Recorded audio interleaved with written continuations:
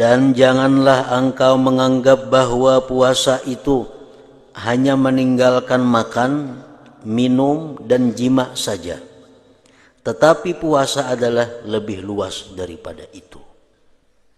Ada puasa yang hanya sekedar menggugurkan kewajiban, kadang mendatangkan pahala. Ada puasa yang menggugurkan kewajiban dan mendatangkan ganjaran pahala surga dari Allah. Dan ada puasa yang menggugurkan kewajiban dan mendapatkan pahala dan menambah kedekatannya kepada Allah Subhanahu wa taala. Nah, jadi macam-macam puasa. Puasa nang hanya sebatas untuk menggugurkan kewajiban.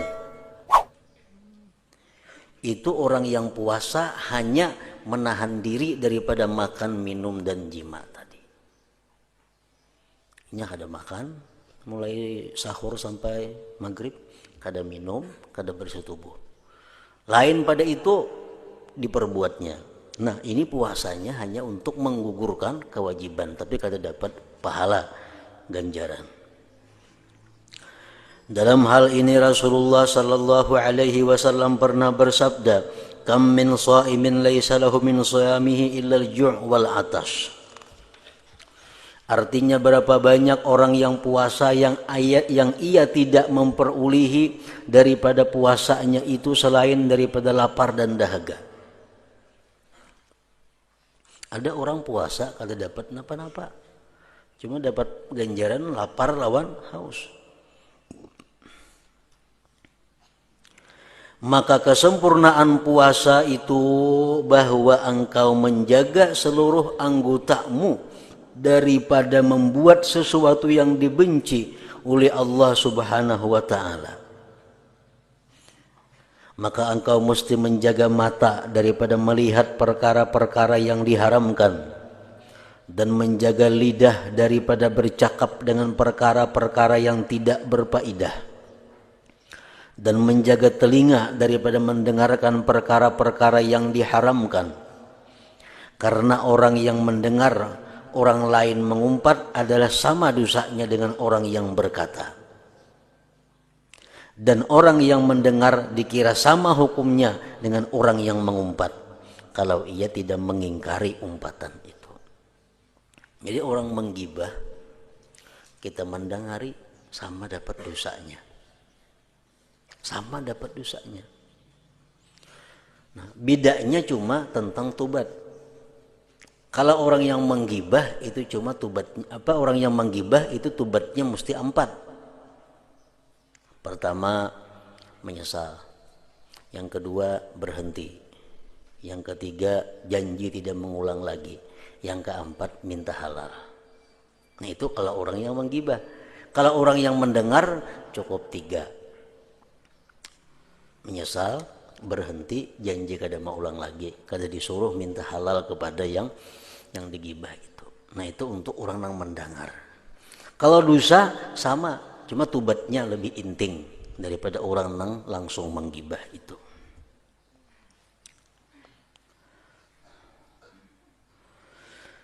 Begitu pula hendaklah engkau jaga seluruh anggotamu seperti engkau menjaga perut dan kemaluanmu. Dalam hal ini Rasulullah SAW bersabda, "Khamsun yubtirnas shaim, al-kadhibu wal ghibatu wan namimatu wan nadharu bi syahwatin wal yaminul kadhibah." Artinya 5 perkara yang membatalkan pahala puasa. Ini menurut Imam Syafi'i. Ada menurut mazhab lain, bukan hanya batal pahalanya, batal lawan puasa-puasanya, yaitu berbohong, mengumpat, membuat fitnah, melihat perempuan yang bukan mahram dengan syahwat bagi laki-laki, bagi perempuan melihat pria lain dengan syahwat, dan sumpah palsu. Nah, itu menurut mazhab Syafi'i membatalkan pahala puasa. Puasanya kada batal, pahalanya yang batal. Tapi menurut mazhab lain, lawan puasa-puasanya batal, wajib mengqadha kenainya.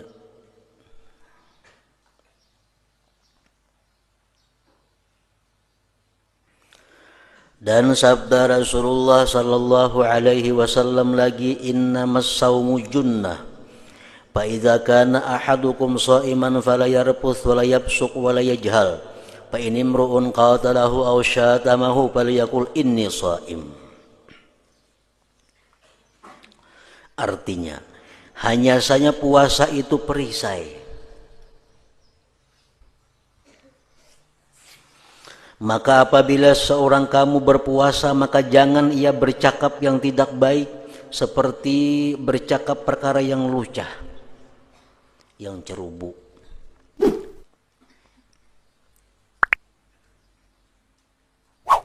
Dan jangan ia membuat maksiat, dan jangan bertindak seperti orang jahil. Jangan berkelakuan kayak kelakuan orang jahil. Oleh karena itu, apabila ada orang lain coba memusuhinya atau memakinya, maka hendaklah ia berkata di dalam hatinya kalau ia puasa sunat, di hati dan di mulut kalau ia puasa wajib. Nah, nanti dikata bahwasanya aku ini berpuasa.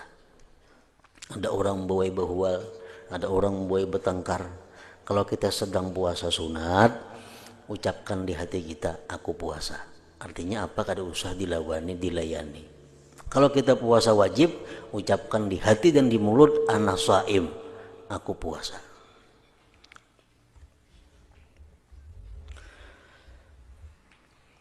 Nah, ketika berbuka puasa, hendaklah engkau berusaha supaya semua makanan yang engkau makan itu halal. Dan jangan engkau memperbanyak makan dengan memakan yang lebih dari kadar kebiasaan yang engkau makan pada waktu malam.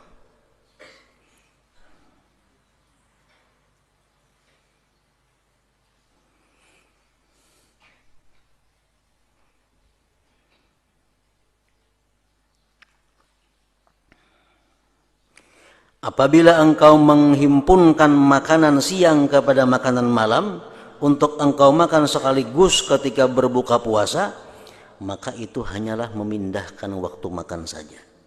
Maka tidak ada makna bagi puasamu. Biasa makan malam tuh sepiring aja, enggak ada puasa. Bila puasa 2 piring, membalas naim batang hari pemperai makan. Nah, itu ngarannya kada puasa, memindahkan waktu makan banajan itu makan tengah hari pindah ke malam.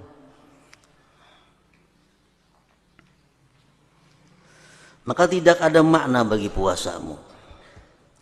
Sedangkan yang dimaksudkan daripada puasa itu hanyalah memecahkan syahwatmu dan melemahkan kekuatannya supaya engkau dapat lebih berpeluang untuk menambah ketakwaan. Tetapi apabila engkau hanya menghimpunkan makan siang kepada makan malam, maka apakah maknanya puasamu? Bahkan perutku di waktu malam akan lebih berat lagi. Sedangkan tidak ada sembarang bekas tempat yang lebih dimurkai di sisi Allah yang lebih daripada perut yang dipenuhkan dengan makanan yang halal. Perutnya yang menghibak lawan makanan yang halal itu sudah kada ketuju Allah.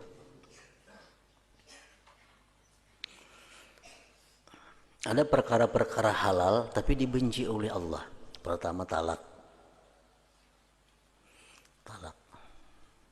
Tapi talak nang bukan dalam keadaan tertentu.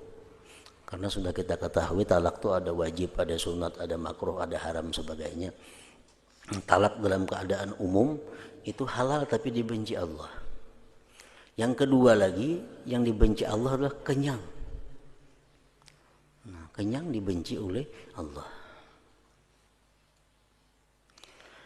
Maka betapa pula halnya kalau perutmu itu dipenuhi dengan makanan yang haram. Maginnya benci Allah.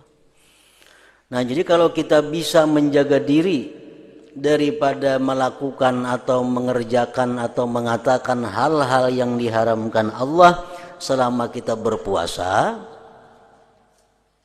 ditambah lagi buka puasanya dengan makanan yang halal, maka puasa kita itu menjadi puasa yang sah dan diterima oleh Allah Subhanahu wa ta'ala. Bukan hanya sekedar sah, tapi mendapat ganjaran daripada Allah Subhanahu wa taala. Karena kan puasa itu apa tujuannya? La'allakum tattaqun. Kutiba alaikumusiyam kama kutiba 'alal ladzina min qablikum la'allakum tattaqun. Diwajibkan puasa itu agar bertakwa. Nah, kalau kita puasa tapi masih memandang yang haram, kalau kita puasa masih mendengari yang haram, kalau kita puasa masih berkata-kata yang haram, berarti kita ada puasa. Karena puasa itu la'allakum tattaqun, supaya kamu takwa. Nah, kita menahan lapar, menahan haus, menahan nafsu. Supaya apa? Supaya jadi orang takwa. Jadi kalau puasa tapi masih melakukan yang haram, tujuan puasa itu kada tercapai. Oleh karena itu Allah kada memberi pahala. Hanya digugurkan kewajiban, kayak itu aja. Ganjarannya kada ada.